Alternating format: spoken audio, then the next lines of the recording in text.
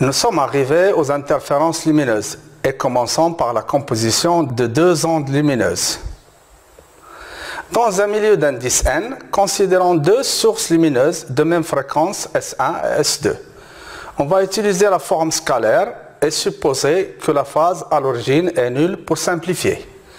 En S1, S de S1 égale à A1 cosinus oméga t, et en S2, S de S2 égale à A2 cos oméga t.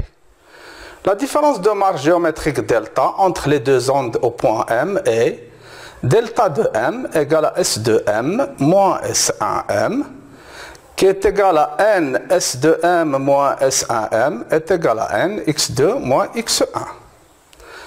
Pour calculer S de M, on peut utiliser la méthode trigonométrique ou de Fresnel ou bien la notation complexe.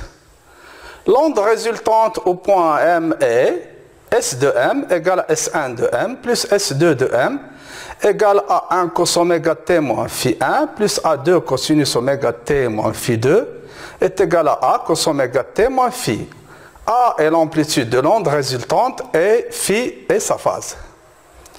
L'intensité résultante au point d'observation est I égale à A fois A étoile, ce qui donne IM de t égale I1 plus I2 plus 2 racine de I1 I2 cosinus phi, avec phi égale à phi 2 moins phi 1 égale à 2 pi delta sur lambda 0.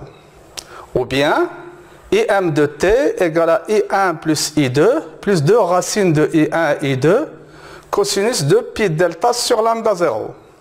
Si la phase est discontinue, il faut tenir compte de la différence de marge supplémentaire delta égale delta géométrique plus delta supplémentaire.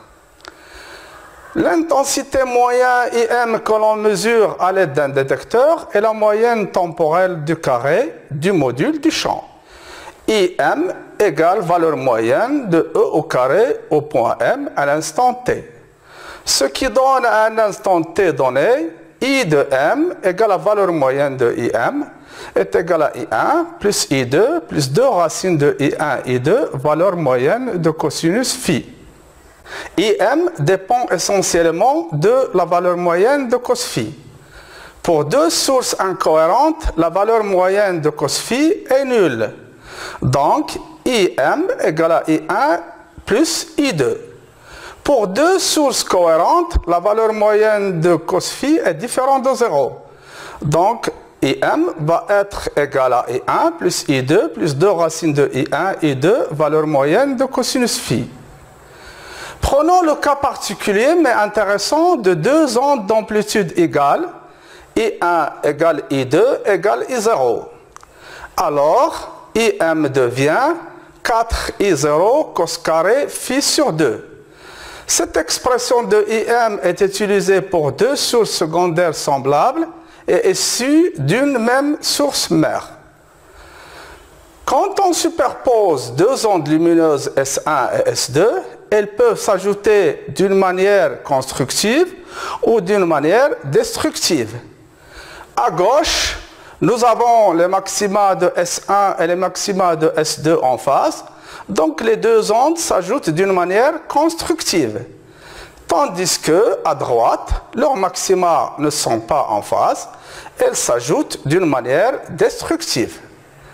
Retournons maintenant au cas de deux ondes d'amplitude égale et traçons la courbe I en fonction de delta.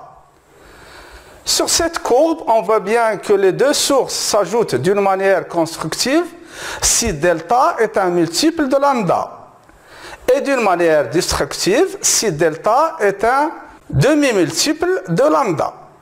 M, bien sûr, est un entier ici dans ces deux équations. Ce résultat va être utilisé par la suite.